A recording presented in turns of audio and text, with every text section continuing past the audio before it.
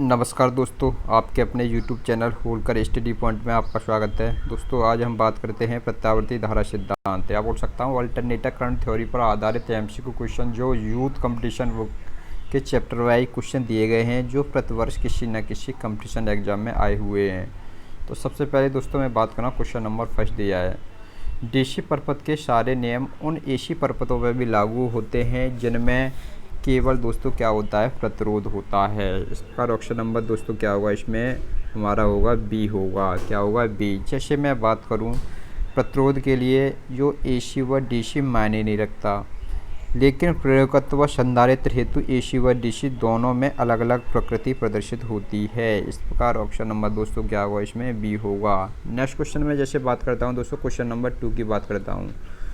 तो ये question number 2 दिया तुम्हारा, एक सम्मिश्रण धारा तरंग समीकरण I बराबर 14 साइन ओमेगा टी प्लस के 2 साइन 5 ओमेगा टी द्वारा दिया गया है।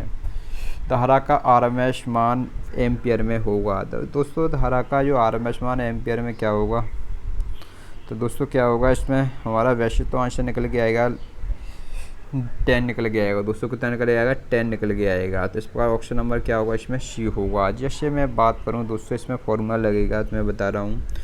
एक हमें करेंगे इससे आई बराबर I maximum sine omega T से हम तुलना करेंगे इस इक्वेशन में, यानी इन दोनों इक्वेशन में जो ऐड हो रहे हैं तुम्हारे, इनमें आई बराबर साइन ओमेगा टी या बोल सकता हूँ आई बराबर I maximum sine omega T से हम तुलना करेंगे। तो तुलना करने से हम ये इक्वेशन निकल के आएगा दोस्तों। फार्मूला लगेगा इसमें, जैसे मैं बात करूं तो एक फार्मूला होता हमारा I R M S value, जो हमें आई आर एम एस निकालना है। तो आई आर एम एस बराबर होता है दोस्तों आई मैक्सिमम बट्टे कितना होता है, √2 होता है। तो इस कंडीशन से इस क्वेश्चन में रखेंगे तो ऐसी कंडीशन में निकल के आएगा। जैसे आई मैक्सिमम की वैल्यू कितनी है, 14 निकली है, और इसकी कितनी है तुम्हारी, ये 14 बट्टे कितना हो जाएगा इसमें, √2। तो इससे सॉल्यूशन करेंगे तो दोस्तों कितना निकल के आएगा हमारा, ये निकल के आएगा हमारा 9 पॉइंट कितना निकल के आएगा तुम्हारा 9, या बोल सकते हैं 9 पॉइंट बोल सकता हूँ मैं 909।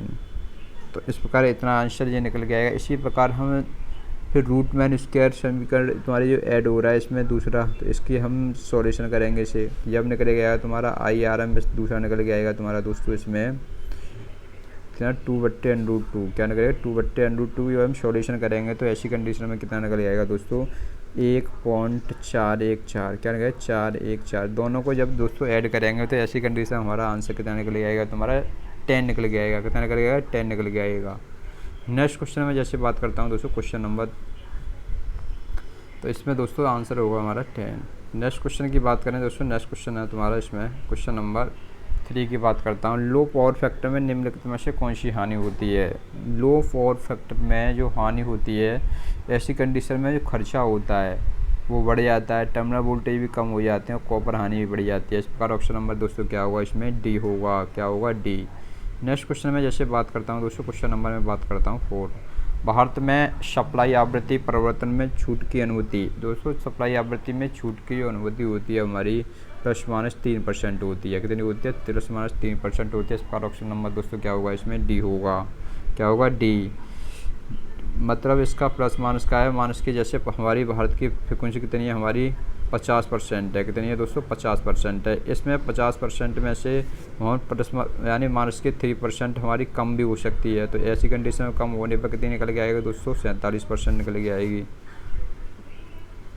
और वैसे मैं बात करूँ इसी में, जैसे 50 में तो मैं 3 जोड़ दूँ तो किसी कंडी 63 यानी 53% हमारी अधिकतम हो जाएगी फ्रिक्वेंसी। तो इस प्रकार हम 3% कम या ज़्यादा कर सकते हैं फ्रिक्वेंसी को। नेक्स्ट क्वेश्चन में जैसे बात करूँ दोस्तों, क्वेश्चन नंबर दिया तुम्हारा 5 दिया है।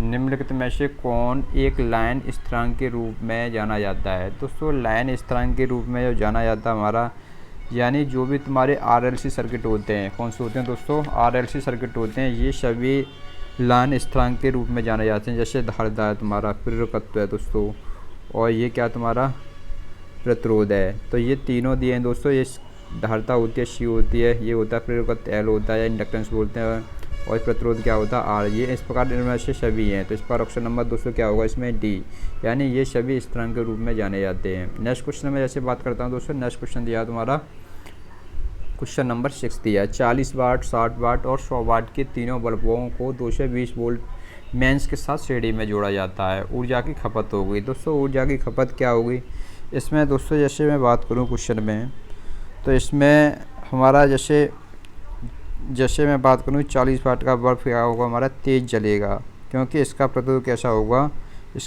कैसा होगा? अधिक होगा। जैसे मैं सॉल्यूशन करूं दोस्तों इसमें, वैसे तो ऑप्शन नंबर क्या होगा इसमें?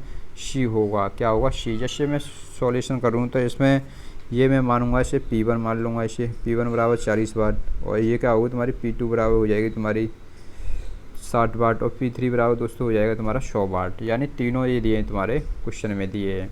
तो इस प्रकार दोस्तों मैं सॉल्यूशन करूँगा तो इसमें तो वोल्टेज दिए हैं हमारे, कितने दिए हैं तुम्हारे? 220 दिए हैं। दोस्तों वोल्टेज कितने दिए हैं हमारे? 220 वोल्टेज दिए हैं। तो हमारा फॉर्मूला होता है एक फार्मूला होता है हमारा R बराबर क्या होता है? V² P होता है। तो ऐसी कंडीशन में वोल्टेज कितने हमारे? 220 गुणा कितने हो जाएंगे तुम्हारे? 220।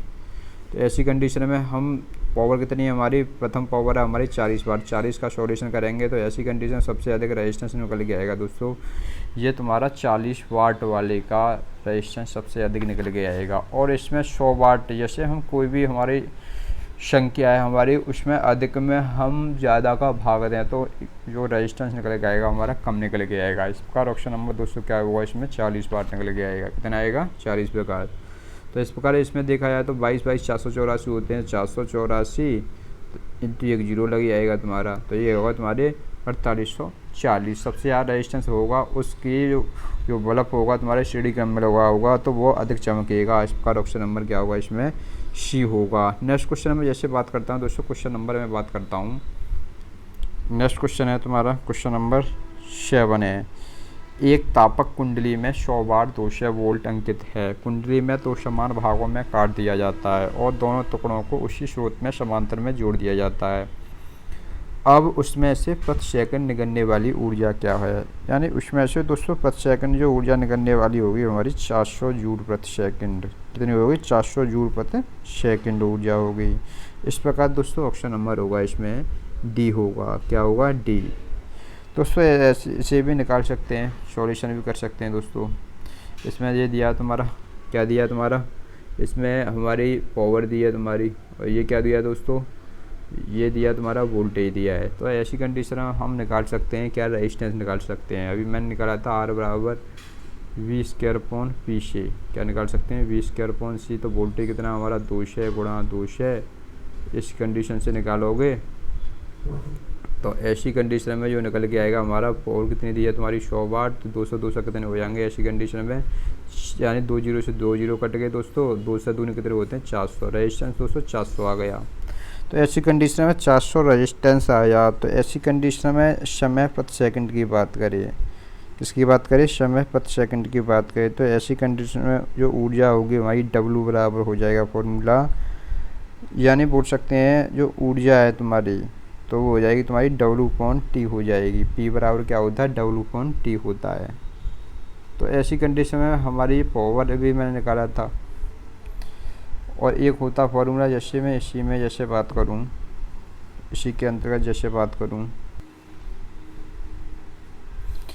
इस प्रकार ऑप्शन नंबर दोस्तों इसमें बी होगा। क्या होगा? बी। नेक्स्ट क्वेश्चन में जैसे बात करता हूं दोस्तों, नेक्स्ट क्वेश्चन दिया तुम्हारा, एक वैद्युत चुंबकीय तरंग का प्रसार वेग निम्नलिखित द्वारा किया जाता है। इसमें दोस्तों प्रसार वेग का जो फॉर्मूला होता है हमारा, ये चुंबकीय तरंग प्रसार वेग का होता है 1/√2, जब हो सकते हैं 1/√μ0ε0। तो इस पर ऑप्शन नंबर दोस्तों क्या होगा इसमें? बी होगा। क्या होगा? बी होगा। नेक्स्ट क्वेश्चन में जैसे बात करते हैं दोस्तों, नेक्स्ट क्वेश्चन की बात करते हैं। नेक्स्ट क्वेश्चन दिया तुम्हारा, एक कैपेसिटर को EMF यानी एप्सिलॉन तथा कतिपय आंतरिक प्रतिरोध के एक शेल के साथ जोड़कर पूर्णतः आवेशित किया जाता है। तो ऐसी कंडीशन में क्या होगा इसमें? कैपेसिटर में विभवांतर यानी किसके बराबर? E के बराबर होगा। इस प्रकार ऑप्शन नंबर दोस्तों क्या होगा इसमें? बी होगा। क्या होगा? बी होगा। जैसे मैं बात करूं कैपेसिटर में EMF = E तथा कतिपय आंतरिक प्रतिरोध में एक शेल के साथ जोड़कर पूर्णतः आवेशित किया जाएगा, तो कैपेसिटर में विभवांतर बराबर E के बराबर होगा। नेक्स्ट क्वेश्चन में जैसे बात करता हूँ, क्वेश्चन नंबर दिया है 10 नंबर दिया है। तो शुद्ध प्रतिरोधक परपथों में क्षणिक नहीं होते, क्योंकि इसमें क्या होता है, इसमें संचित ऊर्जा नहीं होती। इस प्रकार ऑप्शन नंबर दोस्तों क्या होगा इसमें ए। जैसे मैं बात करूं, हमारा एक प्योर रेजिस्टेंस होता है या बोल सकते हैं प्योर प्रतिरोधक में प्रतिरोध या में जो सर्किट होता है उसमें क्षणिक नहीं होता, उसमें क्या नहीं होता, क्षणिक नहीं होता, क्योंकि इसमें संचित ऊर्जा नहीं होती। क्षणिक उत्पन्न होने के लिए परपथ में कम से कम एनर्जी स्टोरेज एलिमेंट होने चाहिए और ज़रूरी है, जैसे कि प्रेरकत्व और धारिता। ये दोस्तों क्या है, तुम्हारे एनर्जी स्टोर करने वाले क्या हैं, तुम्हारे डिवाइसेस हैं। जैसे एक होता है इंडक्टर होता है तुम्हारा, एक होता है कैपेसिटर होता है, लेकिन जो प्योर रेजिस्टेंस सर्किट है ये तुम्हारा एनर्जी स्टोर करने वाला डिवाइसेस नहीं है। नेक्स्ट क्वेश्चन में जैसे बात करता हूँ दोस्तों, नेक्स्ट क्वेश्चन दिया तुम्हारा आरएल परपथ में धारा में क्षणिक वृद्धि होने पर अधिकतम प्रारंभिक मान कितना होगा। इसमें अधिकतम जो प्रारंभिक मान होगा दोस्तों कितना होगा, यानी प्रतिरोध फात या बोल सकते हैं तुम्हारे जो रेजिस्टेंस ड्रॉप के बराबर होगा। तो इस पर ऑप्शन नंबर दोस्तों इसमें 11 में क्या होगा दोस्तों, इसमें तो 11 का जो आंसर होगा दोस्तों क्या होगा, ए होगा। क्या होगा, ए होगा। जैसे मैं बात करूँ इसी में आरएल परपथ में धारा में क्षणिक वृद्धि होने पर अधिकतम प्रारंभिक प्रतिरोध पात के बराबर होगा, क्योंकि इसमें खुले परपथ का कार्य करता है। दोस्तों ये किसके करते हैं, तुम्हारे प्रयोगकत्व क्या होता है, तुम्हारे खुले परपथ का कार्य करता है। नेक्स्ट क्वेश्चन में जैसे बात करूँ दोस्तों, क्वेश्चन नंबर दिया है तुम्हारा 12 दिया है। सामान्य प्रतिबाधा की अपेक्षा परपथ में दोष प्रतिबाधा, यानी सामान्य प्रतिबाधा की अपेक्षा परपथ में दोष प्रतिबाधा कैसी होती है तुम्हारी, इसमें होती है निम्न होती है। इस पर ऑप्शन नंबर दोस्तों क्या होगा, इसमें तुम्हारा सी होगा। जैसे मैं बात करूँ सामान्य प्रतिबाधा की अपेक्षा, जो भी सामान्य तुम्हारा इम्पीडेंस होता है बोल सकते हैं नॉर्मल इम्पीडेंस की अपेक्षा परपथ में दोष प्रतिबाधा निम्न होती है। दोष के समय शॉर्ट सर्किट दोष होता है तो उस परपथ में धारा का प्रभाव ज़्यादा होने लगता है, फलस्वरूप प्रतिबाधा निम्न हो जाती है। क्या होती है तुम्हारी फलस्वरूप प्रतिबाधा क्या हो जाती है, निम्न हो जाती है। इस प्रकार ऑप्शन नंबर क्या होगा, इसमें सी होगा। नेक्स्ट क्वेश्चन दिया है तुम्हारा क्वेश्चन नंबर 30 नंबर दिया है।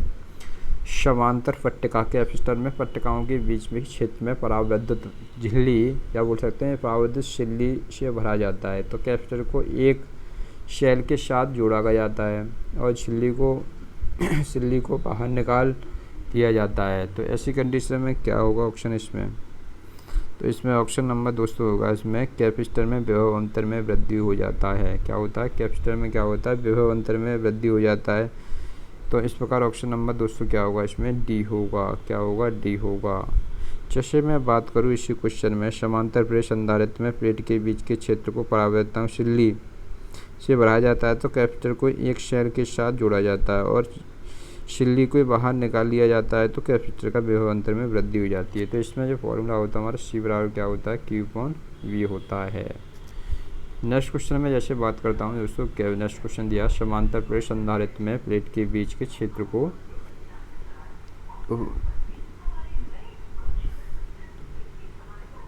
नेक्स्ट क्वेश्चन दिया तुम्हारा, इसमें क्वेश्चन नंबर 14 की बात करता हूँ। तो 14 नंबर जो दोस्तों क्वेश्चन दिया है तुम्हारा, इसमें एक क्वेश्चन है तुम्हारा 13 नंबर के बाद मैं बात करूँगा 14 नंबर क्वेश्चन की। वह आपूर्ति जो कंडेंसर से होकर नहीं गुजर सकती, यानी हमारा कंडेंसर होता है तुम्हारा, ये होता है कैपेसिटर बोल सकते हैं। तो इसमें क्या होते हैं तुम्हारी डीसी आपूर्ति, क्या होती है तुम्हारी डीसी आपूर्ति नहीं गुजर सकती। इस बार ऑप्शन नंबर क्या होगा, इसमें बी होगा। क्या होगा, बी होगा। नेक्स्ट क्वेश्चन में जैसे बात करते हैं, जैसे मैं बात करूं, जैसे वह आपूर्ति जो कंडेंसर होकर नहीं गुजर सकती, डीसी आपूर्ति कह रहे हैं। डीसी आपूर्ति हेतु संधारित्र ओपन सर्किट की तरह व्यवहार करता है। जो संधारित्र होता है हमारा ओपन सर्किट की व्यवहार करता है। तो फॉर्मूला होता है ई बराबर क्या होता है, सी डी वी अपन क्या होता है, डी टी होता है। नेक्स्ट क्वेश्चन में जैसे बात करता हूँ दोस्तों, क्वेश्चन नंबर दिया है तुम्हारा, एक संधारित्र की इम्पीडेंस डीसी के लिए क्या होता है, यानी एक संधारित्र इम्पीडेंस डीसी के लिए जो होता है दोस्तों कैसा होता है, ये होता है शून्य होता है। डीसी के लिए क्या होता है तुम्हारा, शून्य होता है। इसका 15 का जो आंसर होगा दोस्तों क्या होगा, इसमें सी होगा। क्या होगा, सी। जैसे मैं बात करूँ, जैसे डीसी आपूर्ति के लिए क्या होता है, शॉर्ट सर्किट की तरह व्यवहार करता है। जैसे एक्सएल इक्वल टू होता है हमारा फॉर्मूला 2πfl। ये क्या होता है, डीसी की आवृत्ति शून्य होती है, इसलिए प्रतिबाधा डीसी का प्रभाव नहीं पड़ता। फॉर्मूला आपको पता होगा, एक्सएल इक्वल टू होता है तुम्हारा 2πfl होता है। ये किसका होता है दोस्तों, ये होता है तुम्हारा इंडक्टेंस रिएक्टेंस का फॉर्मूला होता है। नेक्स्ट क्वेश्चन में जैसे बात करूँ दोस्तों, क्वेश्चन नंबर दिया तुम्हारा 16 है। यदि 0.2 माइक्रोफैराड धारिता वाले संधारित्र 8 वोल्ट पर आवेशित हैं तो संधारित्र भंडारण ऊर्जा होगी। इसमें फॉर्मूला होता है सी बराबर, जैसे मैं बात करूँ इसी क्वेश्चन के अंतर्गत जैसे मैं बात करता हूँ तो फॉर्मूला होता है ऊर्जा यू बराबर होता है हमारा, यू बराबर होता है दोस्तों क्या होता है 1/2 CV²। तो इसमें दोस्तों यू यानी 1/2 की बात करूँ तो इसमें कैपेसिटर में 0.2 दिया है धारिता, कितनी 0.2 दी है, और ये माइक्रोफैराड में जैसे करेंगे 10⁻⁻⁶ और कितनी दिया तुम्हारे CV² यानी कितना 8 × 8। तो ऐसी कंडीशन में दोस्तों 2 से इसे काटूंगा, कितनी बार कटेगा तुम्हारा 10 बार कटेगा, कितनी बार कटेगा तुम्हारा 10 बार कटेगा। और जैसे से 2 से इसे काटूंगा दोस्तों ये कटेगा तुम्हारा 10 बार कटेगा। और इसका जो सॉल्यूशन करूंगा मैं 8 × 8 64 होते हैं, और 64 में दोस्तों मैं 10 ढाई 100 का गुणा करूँगा, कितना आ जाएगा तुम्हारा 6400 आ जाएगा। और 6400 नहीं दोस्तों 64 आ जाएगा तुम्हारा, हो जाएगा तुम्हारा 640 गुणा 10 की पावर कितने होंगे दोस्तों -6। तो 10 की पावर -6 को जब सॉल्यूशन करूँगा दोस्तों कितना निकल के आएगा तुम्हारा, ये निकल के आएगा तुम्हारा पॉइंट कितना निकल आएगा तुम्हारा, ये निकल के आएगा तुम्हारा 8 × 8 64 और 64 का 10 में दिया तुम्हारा 640 में जब मैं गुणा करूँगा 10 की पावर -6 का तो निकल के आएगा तुम्हारा पॉइंट या 6.4 पूछ सकते हैं इसे, 6.4 गुणा 10 की पावर कितना निकल आएगा -6 निकल के आएगा। इस पर ऑप्शन नंबर दोस्तों क्या होगा, इसमें हमारा ऑप्शन होगा इसमें बी होगा, क्या होगा बी। कौन सा निकल के आएगा दोस्तों, बी निकल के आएगा। जैसे नेक्स्ट क्वेश्चन में जैसे बात करूँ मैं, नेक्स्ट क्वेश्चन दिया तुम्हारा एक संधारित्र सी में भंडारित ऊर्जा क्या है, इसके टर्मिनल विभवांतर वी है। तो फॉर्मूला होता है ½ CV² होता है दोस्तों, क्या होता है ½ CV² होता है। इस पर ऑप्शन नंबर क्या होगा, इसमें सी होगा। जैसे और भी फॉर्मूले बनते हैं, जैसे एक बनता है 1/2 V इंटू क्या निकलता है Q निकलता है, एक बनता है 1/2 Q² अपन क्या निकलेगा तुम्हारा C निकलेगा। और एक फॉर्मूला आता है ½ CV², क्या निकलता है तुम्हारा ½ CV²। ये क्या तुम्हारी टर्मिनल विभवांतर वी है, तब संधारित्र में सिद्धार्थता। नेक्स्ट क्वेश्चन में जैसे बात करता हूँ, नेक्स्ट क्वेश्चन दिया तुम्हारा एक संधारित्र 0.2 फैराड यानी 600 वोल्ट पर आवेशित किया जाता है। आवेशित करने वाली बैटरी को हटा दिया जाता है। पुनः इस संधारित्र को एक अन्य संधारित्र 1 फैराड के साथ जोड़ दिया जाता है, तब संधारित्र में वोल्टेज 600 वोल्ट से घटकर निम्न में हो जाती है। तो दोस्तों 600 वोल्ट से घटकर क्या हो जाती है तुम्हारी 120 वोल्ट हो जाती है। कितनी हो जाती है 120 वोल्ट। दोस्तों एक आपको पता होगा जो क्वेश्चन दिया है, क्वेश्चन के अनुसार देखा जाए तो इसमें जो दिया है इसमें ये क्या दिया तुम्हारा सी दिया है, क्या दिया है सी, और ये क्या दिया तुम्हारे वोल्टेज दिए 600 वोल्टेज। और इसमें आवेशित करने पर बैटरी को हटा दिया जाता है। तो हमारा फॉर्मूला होता है Q बराबर क्या होता है सी भी होता है, Q बराबर क्या होता है सी भी होता है। या दोनों को मैं रख दूँ, सी की वैल्यू इसमें रख दूँ और दोनों को रख दूँ, 600 दूनी कितने हो जाते हैं तुम्हारे 1200 हो जाते हैं, और एक पॉइंट को डाल दो तो कितना निकलेगा तुम्हारा 120 निकल के आएगा। तो Q बराबर कितना निकल के आएगा दोस्तों 120। जैसे दूसरे कैपेसिटर की वोल्टता मैं ज्ञात करूँ, ये दूसरा कैपेसिटर दिया इसकी जो वोल्टेज की बात करूँ तो फॉर्मूला होता है V बराबर Q/C, क्या होता है V बराबर Q/C। तो Q की वैल्यू दोस्तों कितनी दिया है इसमें, यानी Q दिया है अभी हमने जो निकाला था, कितना निकाला था 120। तो 120 में जब मैं 1 का भाग दूंगा तो कितना निकल जाएगा 120। इस पर ऑप्शन नंबर दोस्तों क्या हुआ, इसमें हमारा होगा ऑप्शन होगा तुम्हारा यानी बी ऑप्शन होगा, क्या होगा बी होगा। नेक्स्ट क्वेश्चन में जैसे बात करते हैं दोस्तों, नेक्स्ट क्वेश्चन दिया तुम्हारा संधारित्र जोड़ने का सर्वोत्तम जगह है, यानी संधारित्र को जोड़ने की सर्वोत्तम जगह होती है जो होती है तुम्हारी यानी प्रेरक प्रतिभार से कुछ दूरी पर होती है, क्या होती है कुछ दूरी पर होती है। इसका ऑप्शन नंबर दोस्तों क्या होगा, इसमें डी होगा। 19 का क्या होगा इसमें डी। जैसे बोल सकता हूँ संधारित्र जोड़ने के लिए हम सर्वोत्तम जगह प्रेरक प्रतिभार में कुछ दूरी पर है, क्योंकि प्रेरक में धारा परिवर्तन एवं कैपेसिटर में वोल्टेज परिवर्तन दूर दूर होना चाहिए। जैसे नेक्स्ट क्वेश्चन में जैसे बात करूँ, क्वेश्चन नंबर 20 दिया है एक 4 माइक्रोफैराड कंडक्शन में 400 वोल्ट चार्ज किया गया है। अब इसकी फ्लैट 1 किलो कैलोरी या बोल सकते हैं 1 कैलोरी एम के प्रतिरोध के साथ जरिए जोड़ दिया जाता है। प्रतिरोधक में उत्पन्न ऊष्मा होगी, तो इसमें प्रतिरोधक में उत्पन्न जो ऊष्मा होगी हमारी क्या होगी। जैसे मैं बात करूँ इसी क्वेश्चन में फॉर्मूला होता है एक हमारा, जैसे ये तो दिया है दोस्तों सी दिया है हमारा, सी कितना दिया है तुम्हारा 4 माइक्रोफेरेड दिया है। ये दिया वोल्टेज कितने दिए हैं हमारे 400 वोल्टेज दिए हैं। तो हमारा फॉर्मूला होता है यू बराबर क्या होता है सी बी स्क्वायर, क्या होता है दोस्तों यू बराबर हाफ सी बी स्क्वायर। तो फॉर्मूले में लगा दूँ दोस्तों ये क्या होगा 1/2 कैपेसिटर कितना दिया तुम्हारा 4 गुणा 10⁻⁶, और ये कितना दिया तुम्हारा 400 गुणा 400, कितना करेगा तुम्हारा 400 गुणा 400। इसे दोस्तों मैं सॉल्यूशन करूँगा, 2 से 2 दूना 4 कट गया, और 4 का 4 चौक 16 हो गए तुम्हारे, और 16 के पीछे हो गए 4 जीरो, 4 जीरो को -6 कटाऊंगा 10⁻⁻² निकल के आएगा। तो आंसर निकल के आएगा दोस्तों कितना निकल आएगा हमारा 0.32, कितना गया 0.32 जूल निकल के आएगा। कितना निकल आएगा जूल। इस पर ऑप्शन नंबर दोस्तों हो जाएगा, इसमें सी होगा। कौन सा होगा दोस्तों सी ऑप्शन होगा। नेक्स्ट क्वेश्चन में जैसे बात करता हूँ दोस्तों, नेक्स्ट क्वेश्चन दिया तुम्हारा, ये दिया तुम्हारा क्षमता 1 माइक्रोफेरेड और 3 माइक्रोफेरेड 3 संधारित्र की आकृति में दिखाया गया है, यानी का आकृति दिखाया गया है के अनुसार संबंध कीजिए। तो कोई डायग्राम दिया दोस्तों, सबसे पहले दिया हमारा इसमें 2 कैपेसिटर दिए हैं, ये किसमें तुम्हारे सीरीज क्रम में, ये क्या है दोनों सीरीज क्रम के कैसे तुम्हारे समांतर क्रम में 1 माइक्रोफेरेड दिया है।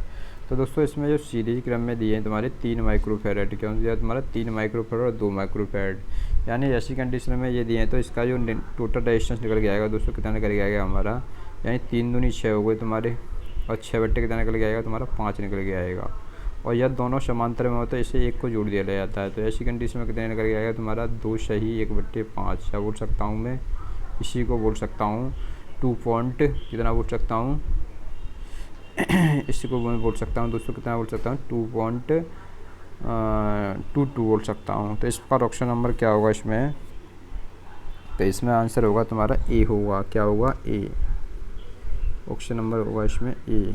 नेक्स्ट क्वेश्चन में जैसे बात करता हूँ दोस्तों, नेक्स्ट क्वेश्चन दिया तुम्हारा, नेक्स्ट क्वेश्चन दिया 21 1 माइक्रोफेरेड और 3 माइक्रोफेरेड 3 संधारित्र की आकृति दिखाया गया है कि अनुबद्ध संबंध, यही क्वेश्चन दे दिया दोस्तों दोबारा, यही कितना 2.2 निकल के आएगा इसका। नेक्स्ट क्वेश्चन है जैसे बात करना क्वेश्चन नंबर 22, एक समांतर प्लेट संधारित्र को पहले आवेशित किया जाता है, तत्पश्चात एक परावर्तक प्लेट संधारित्र के प्लेटों के बीच में रख दिया जाता है। निम्नलिखित में से कौन सी राशि अपरिवर्तित रहती है। इसमें जो एनर्जी होती है दोस्तों क्या रहती है, अपरिवर्तित रहती है। इस पर ऑप्शन नंबर दोस्तों क्या होगा 22 का क्या होगा इसमें डी होगा, क्या होगा डी होगा। जैसे मैं इसी क्वेश्चन में जैसे इस थ्योरी की बात करता हूँ, एक समांतर प्लेट संधारित्र में पहले आवेशित किया जाता है, बाद में एक परावर्तक प्लेट संधारित्र की प्लेटों के बीच में रख दिया जाता है। तो आवेश धारता एवं विभव परिवर्तित होता है, तो लेकिन ऊर्जा अपरिवर्तित रहती है। इसमें जो ऊर्जा होती है क्या होती है, अपरिवर्तित रहती है। नेक्स्ट क्वेश्चन में जैसे बात करता हूँ दोस्तों, नेक्स्ट क्वेश्चन दिया तुम्हारा 23, 2 फेरेड और 3 फेरेड धारिता के 2 संधारित्र श्रेणी में जुड़े हैं। तो ऐसी कंडीशन में दोस्तों ये दोनों श्रेणी में जुड़े हैं, तो ऐसी कंडीशन में इसका टोटल रेजिस्टेंस निकल के आएगा दोस्तों कितना करेगा 6/5 निकल के आएगा। श्रेणी में कितना करेगा 6/5, और 1 माइक्रोफेरेड के तीसरे संधारित्र उसके समांतर में जुड़ा है। तो समांतर में जुड़ा होगा तो फॉर्मूला होता है दोस्तों सी बराबर क्या होता है C1 प्लस कितना होता है C2।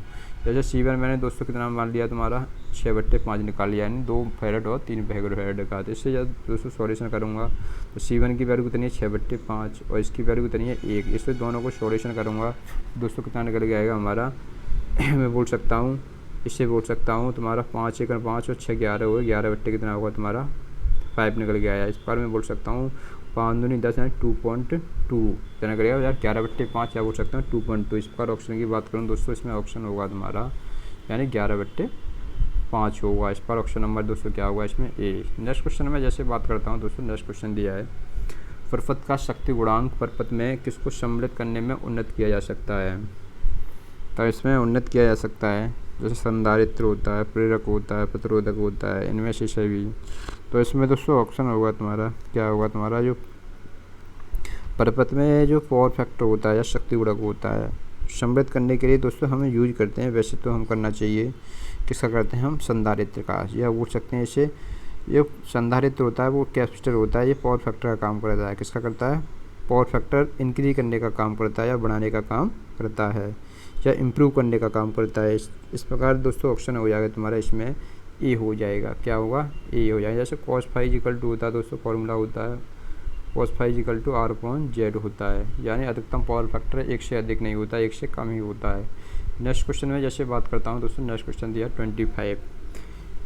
निम्नलिखित संधारित्र के प्रकारों में से किस प्रकार का उच्चतम धारिता मान उपलब्ध किया जा सकता है? यानी उच्चतम धारिता मान जो उपलब्ध कर सकता है उसके लिए ऑप्शन होगा तुम्हारा, क्या होगा दोस्तों? इसमें हमारा होगा यानी माइका। क्या होगा? माइका होगा। इस प्रकार ऑप्शन नंबर क्या होगा? इसमें बी होगा। जैसे मैं बात करूं, माइका संधारित्र उच्चतम धारिता का मान उपलब्ध कर सकता है। जैसे मैं बात करूं, इसी में एक होता है हमारा फॉर्मूला, सी बराबर होता है एप्सिलॉन। क्या होता है? Epsilon A/D। क्या होता है? A/D। जैसे जैसे हम संधारित्र यानी धारिता को बढ़ाते हैं तो ऐसी कंडीशन में उसकी दूरी क्या होती है? घट जाती है, लेकिन क्षेत्रफल कैसा हो जाता है? बढ़ जाता है। तो ये क्षेत्रफल बढ़ जाता है। ऐसी कंडीशन में जो माइका है तुम्हारी, ये क्या तुम्हारी? माइका संधारित्र उच्चतम धारिता का मान उपलब्ध कर सकता है ये। इसका ऑप्शन नंबर दोस्तों होगा, इसमें बी होगा। जैसे दोस्तों मैंने जो 25 क्वेश्चन बताए तुम्हारे, दोस्तों वीडियो बढ़िया लगे तो अपने दोस्तों के साथ शेयर अवश्य कीजिए। जो दोस्तों मैं क्वेश्चन करा रहा हूँ ये तुम्हारी कंप्लीट बुक के, मैं यूथ बुक के कंप्लीट क्वेश्चन कराऊँगा आपके लिए। और ऐसी ही वीडियो पाने के लिए हमारे चैनल को अपने दोस्तों के साथ शेयर अवश्य कीजिए और वीडियो को लाइक कीजिए और चैनल को सब्सक्राइब अवश्य कीजिए। Thank you.